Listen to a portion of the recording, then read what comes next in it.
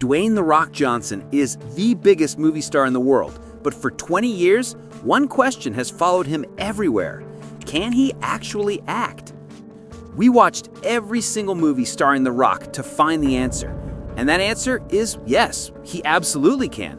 But it also revealed a bigger, more complicated truth. For most of his career, he chose not to. In this video, we're breaking down the civil war between Dwayne Johnson, the actor, and The Rock, the persona, and why his billion-dollar brand strategy is finally changing. Here's the problem. We're not watching one man. We're watching two completely different people. There's Dwayne Johnson, the talented, charismatic actor who can make you laugh, cry, and believe in his characters. And then there's The Rock, the billion-dollar brand who shows up in every movie as the same guy with a different costume. For 20 years, The Rock has been in a one-man civil war with Dwayne Johnson, and The Rock has been winning by a landslide. To prove it, let's look at the evidence. First, let's define this persona we see in almost every movie. When people say The Rock is a terrible actor, this is exactly what they're talking about. The generic, flat, stoic character that became his trademark. This persona started early and never left. Take his first lead role in The Scorpion King back in 2002. He was trying to be the stoic, tough guy, and it just didn't work at all. The brief glimpses of emotion rang completely hollow. He was very flat throughout the entire movie.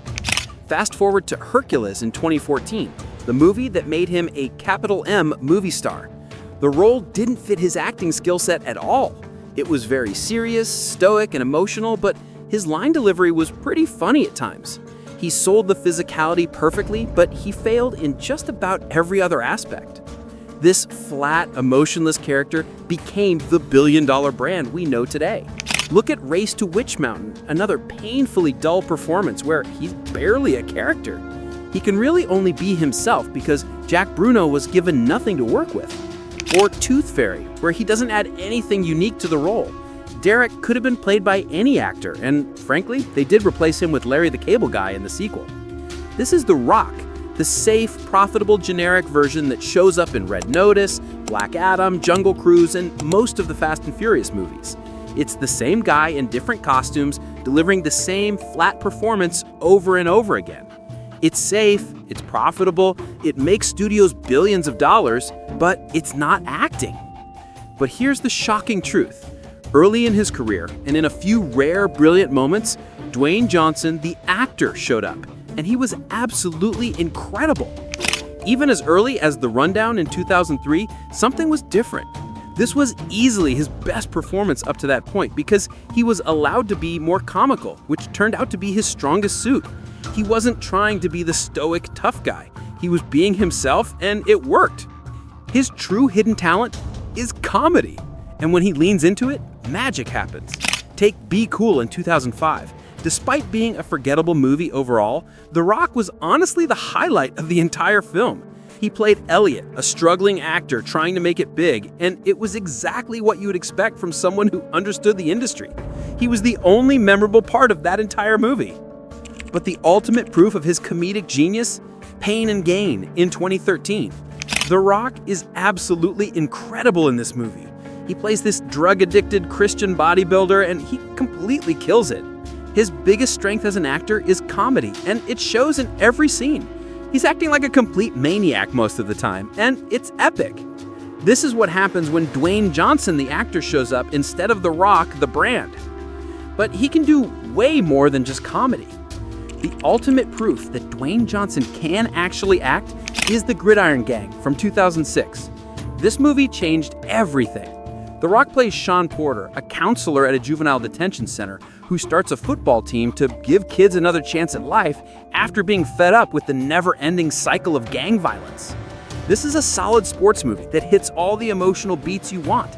It's inspiring, you get connected to the characters, and it does an excellent job showing the real threat of gang violence.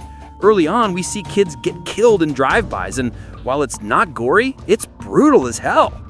But here's the key. The Rock gives what is easily his best performance of his entire career.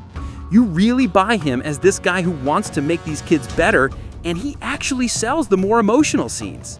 He knew what the assignment was, and despite some moments of flatness and odd line deliveries, he delivered. This isn't The Rock playing dress-up. This is Dwayne Johnson acting. He's not just playing himself, he's inhabiting a real character with real motivations, real flaws, and real growth. You can see the difference in his eyes, in his body language, in the way he delivers every single line. He cares about Sean Porter as a character, not just as a vehicle for his brand. This performance proves he's not just a brand, he's a real actor with real talent. So if he's that good, why did he stop? Why did he trade Gridiron Gang for Hercules and Black Adam? Why did Sean Porter disappear and The Rock take over permanently? The answer is simple. Fast 5 in 2011. This is where Agent Luke Hobbs was born. This is where the billion-dollar brand officially took over from the actor.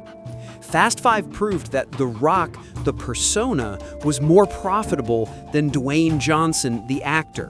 When he and Vin Diesel had their face-off, it was incredible to watch these two giants go at each other.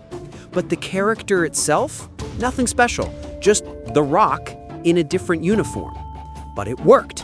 It made money, lots of money.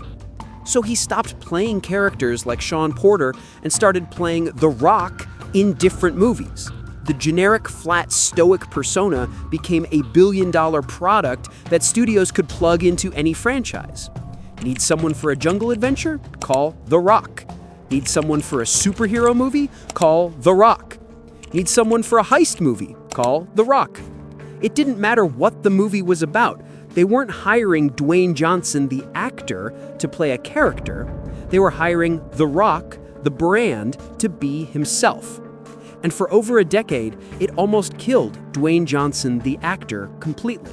Look at the pattern. After Fast 5, we got the flat performance in Hercules, the dull turn in Black Adam, the generic hero in Jungle Cruise, and the same guy over and over again in every Fast and Furious sequel.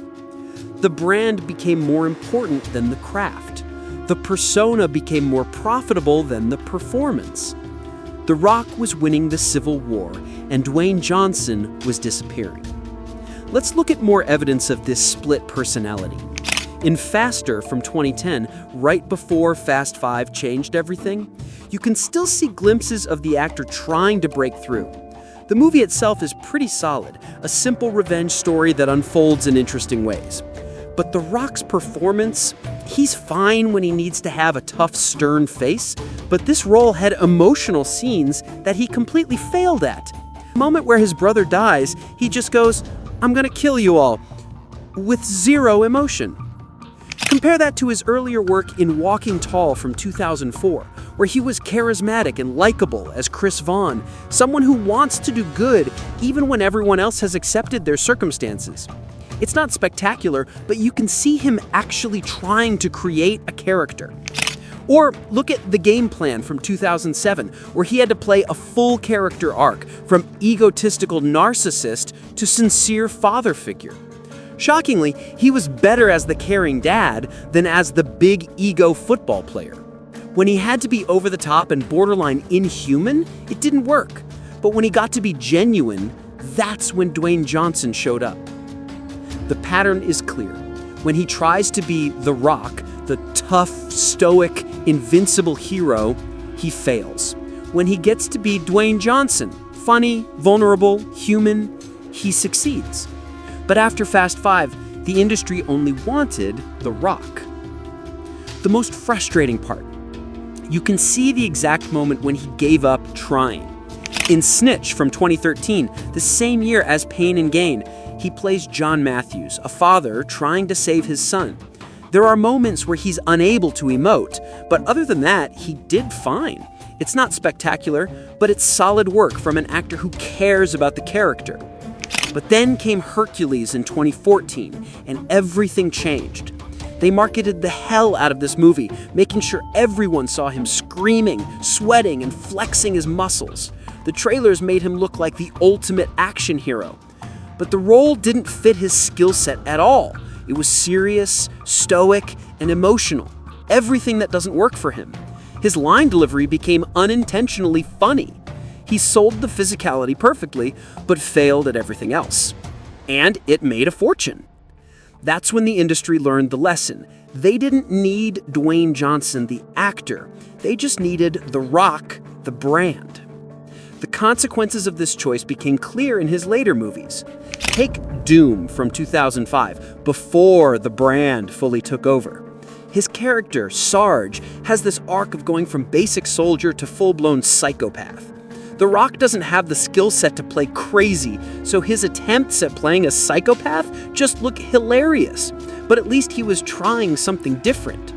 Compare that to his recent work in Black Adam or Red Notice, where he's not even trying to create a character. He's just being The Rock in a different costume. The saddest part, in some of his worst movies, you can still see flashes of the actor trying to break through. In Race to Witch Mountain, the movie is painfully dull with a super generic plot, but it's not entirely his fault. Jack Bruno is barely a character, so The Rock can only be himself. He was given nothing to work with. Even in terrible movies like Empire State, where he's straight up not even a main character, despite being on the poster, you can sense his frustration with the material. The actor was still in there, fighting to get out. But the brand was too strong. But here's the incredible news. After 20 years of playing The Rock, Dwayne Johnson, the actor, might finally be coming back. All signs point to a major shift in his career strategy. With his new film, The Smashing Machine, he's finally returning to his Gridiron gang and Pain and Gain roots. He's playing Mark Kerr, a complex, real-life MMA fighter struggling with addiction and personal demons. This isn't The Rock saving the world. This isn't the generic action hero we've seen 100 times. This is Dwayne Johnson playing a real person with real problems. For the first time in over a decade, he's choosing the actor over the brand. And if the early reports are true, he's incredible in it. He's vulnerable, he's raw, he's human. He's everything that The Rock, the brand, never allowed him to be. This could be his return to actual acting. But this raises a bigger question about Hollywood itself. The Rock's career is the perfect example of how the modern movie industry works. Studios don't want actors, they want brands. They don't want characters, they want personas that can be plugged into any franchise. It's safer to hire The Rock to be himself than to hire Dwayne Johnson to create a character.